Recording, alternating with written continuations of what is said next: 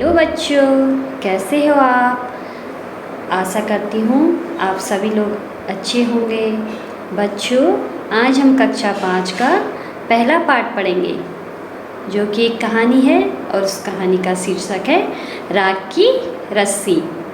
बच्चों, जैसे कि आपको कहानी के नाम से प्रतीत हो रहा होगा, राख की रस्सी, इस कहानी में एक लड़की की बुद्धिमत्ता और सूझबूझ से राख की रस्सी कैसे बनाई जाती है उसके बारे में वर्णन किया गया है, और कैसे एक पिता अपने सीधे साधे बेटे को बुद्धिमान और चालाक बनाने की कोशिश करते हैं। आइए पढ़ते हैं हम कहानी राख की रस्सी। लोनपोगार तिब्बत के 32वें राजा सोनकसेन गापो के मंत्री थे। वे अपनी चालाकी और हाजिर जवाबी के लिए दूर दूर तक मशहूर थे। कोई उनके सामने टिकता न था। चैन से जिंदगी चल रही थी, मगर जब से उनका बेटा बड़ा हुआ था, उनके लिए चिंता का विषय बना हुआ था। कारण यह था कि वह बहुत भोला था। होशियारी उसे छूकर भी नहीं गई थी। लोनपोगार ने सोचा, मेरा बेटा बहुत सीधा साधा है, मेरे बाद इसका काम कैसे चलेगा। अब देखिए बेटा, इसमें जो लोनपोगार हैं वो तिब्बत के 32वें राजा सोनकसेन गापो के क्या थे, मंत्री, और वह बहुत ही चालाक और हाजिर जवाबी थे। किंतु उनका एक बेटा था जो बहुत ही सीधा साधा था, और लोनपोगार को अपने बेटे की हमेशा क्या रहती थी, चिंता। एक दिन लोनपोगार ने अपने बेटे को 100 भेड़ें देते हुए कहा, तुम इन्हें लेकर शहर जाओ, मगर इन्हें मारना या बेचना नहीं। इन्हें वापस लाना 100 जौ के बोरों के साथ, वरना मैं तुम्हें घर में नहीं घुसने दूंगा। इसके बाद उन्होंने बेटे को शहर की तरफ रवाना किया।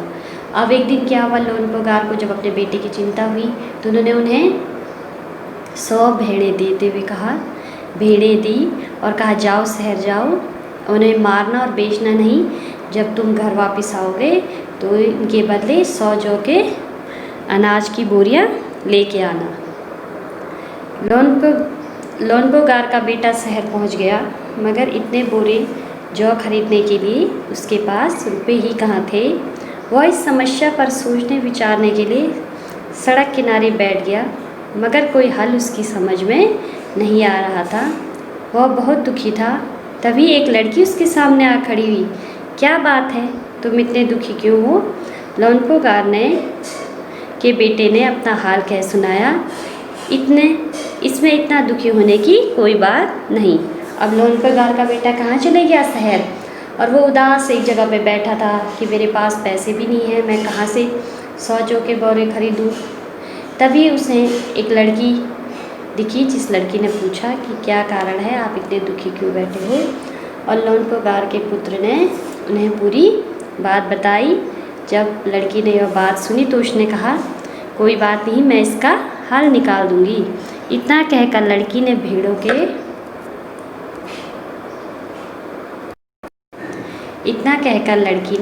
के बाल काट दिए और उन्हें बेच दिया, और उनसे जो पैसे मिले, जो से रुपए मिले, उनसे उसने 100 जौ के बोरे खरीद के लोनपोगार के बेटे को घर भेज दिया। अब लोनपोगार के बेटे को लगा कि उसके पिता बहुत खुश होंगे, मगर उसकी आप बीती पर उन्होंने ध्यान नहीं दिया। वे उठकर कमरे से बाहर चले गए। दूसरे दिन उन्होंने अपने बेटे को बुलाकर कहा, पिछली बार भेड़ों के बाल तुड़ाकर बेचना मुझे ज़रा भी पसंद नहीं आया। अब तुम दोबारा उन्हीं भेड़ों को लेकर जाओ, उनके साथ जौ के 100 बोरे लेकर ही लौटना। अब जब बेटा घर पहुंचा तो उसने अपनी पूरी आप बीती सुनाई पिता को, और 100 जौ के बोरे भी दिए। किंतु लोनपोगार को बिल्कुल भी खुशी नहीं हुई, और एक बार फिर से वो अपने पुत्र को बोले, जाओ अब फिर से शहर जाओ और भेड़ लेके जाओ, किंतु पिछली बार की तरह मत करना, और इस बार फिर से 100 जौ के बोरे लेकर वापस आना। एक बार फिर निराश लोनपोगार का बेटा शहर में उसी जगह जा बैठा। न जाने कि उसे यकीन था कि वह लड़की उसकी मदद के लिए ज़रूर आएगी, और हुआ भी कुछ ऐसा ही। वह लड़की आई, उसने अपनी मुश्किल कह सुनाई। अब तो बिना जौ के 100 बोरों के मेरे पिता मुझे घर में नहीं घुसने देंगे। लड़की सोचकर बोली, एक तरीका है। उसने भेड़ों के सींग काट लिए, उन्हें बेचकर जो रुपए मिले उनसे 100 बोरे जौ खरीदे। बोरे लोनपो गार के बेटे को सौंपकर लड़की ने उसे घर भेज दिया। फिर एक बार निराश होकर जब लोनपोगार का पुत्र फिर से शहर पे पहुंचा, वो बैठा हुआ था, लेकिन उसे कहीं ना कहीं यकीन था कि वो लड़की फिर से आएगी और वो लड़की फिर से उसके सामने आती है और उसकी समस्या पूछती है। सारी समस्या बताने पर लड़की उसका हल निकालती है और वो तुरंत ही भेड़ों के सींग काट लेती है और उन्हें बाज़ार में बेचकर जो रुपए मिलते हैं उससे 100 जौ के बोरे खरीद के लोनपोगार के बेटे को घर भेज देती है। भेड़ और जौ के बोरे पिता के हवाले करते हुए लोनपोगार का बेटा खुश था। उसने विजय भाव से सारी कहानी कह सुनाई। सुनकर लोनपोगार बोले, उस लड़की से कहो कि हमें 9 हाथ लंबी राख की रस्सी बना कर दे। उनके बेटे ने लड़की के पास जाकर पिता का संदेश दोहरा दिया। लड़की ने एक शर्त रखी, मैं रस्सी बना तो दूंगी मगर तुम्हारे पिता को वह गले में पहननी होगी। लोनपोगार ने सोचा, ऐसी रस्सी बनाना ही असंभव है, इसलिए लड़की की शर्त मंजूर कर ली। अब फिर पुत्र जब घर पहुंचा, उसने लोनपोगार को 100 जौ की बोरी दी और सारी बात कह सुनाई। किंतु पिता ने कहा कि पुनः उस लड़की के पास जाओ और उससे कहो कि मुझे 9 हाथ लंबी राख की रस्सी बना कर दे दे, क्योंकि लोनपोगार जानते थे राख की रस्सी बनाना मुश्किल काम है।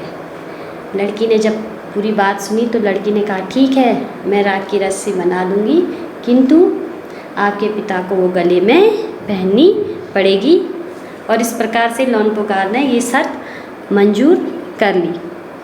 अगले दिन लड़की ने 9 हाथ लंबी रस्सी ली, उसे पत्थर के सील पर रखा और जला दिया। रस्सी जल गई मगर रस्सी के आकार की राख बच गई। उसे वह सील समेत लोनपोगार के पास ले गई और उसे पहनने के लिए कहा। लोनपोगार रस्सी देखकर चकित रह गया। वे जानते थे कि राख की रस्सी को गले में पहनना तो दूर, उठाना भी मुश्किल है। हाथ लगाते ही वह टूट जाएगी। लड़की की समझदारी के सामने उनकी अपनी चालाकी धरी रह गई। बिना वक्त गंवाए लोनपोगार ने अपने बेटे की शादी का प्रस्ताव लड़की के सामने रख दिया। धूमधाम से उन दोनों की शादी हो गई। अब दूसरी लड़की ने 9 हाथ लंबी रस्सी ली, उसे जला दिया और उसकी राख को लोनपोगार के पास ले गई और बोला, अब इसे गले में पहनो। लोनपोगार जानते थे कि राख की रस्सी को गले में पहनना मुश्किल है और वो लड़की की चतुराई और समझदारी से बहुत खुश हुए और उन्होंने अपने बेटे का शादी का प्रस्ताव लड़की के सामने रखा और दोनों की शादी धूमधाम से की। बच्चों, आपने देखा होगा किस प्रकार से एक पिता की चिंता कम हुई कि उनका बेटा बुद्धिमान कैसे बनेगा, क्योंकि उनके बेटे की शादी एक बहुत ही बुद्धिमान और चतुर लड़की से हुई और किस प्रकार से लड़की ने अपनी सूझबूझ समझदारी से राजा का दिल जीता। आप सभी को ये कहानी पसंद आई होगी। धन्यवाद।